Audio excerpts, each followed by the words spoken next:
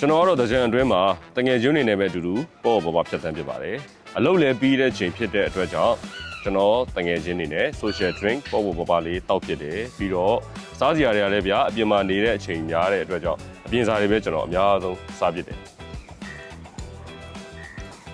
โอเคဒါကြီးတို့မင်းတို့တောက်တာလည်းတောက်စားတာလည်းစား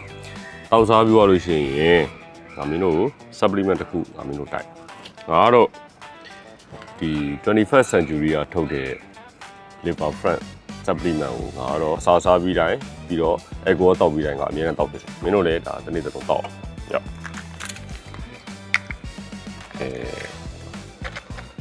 ရောက်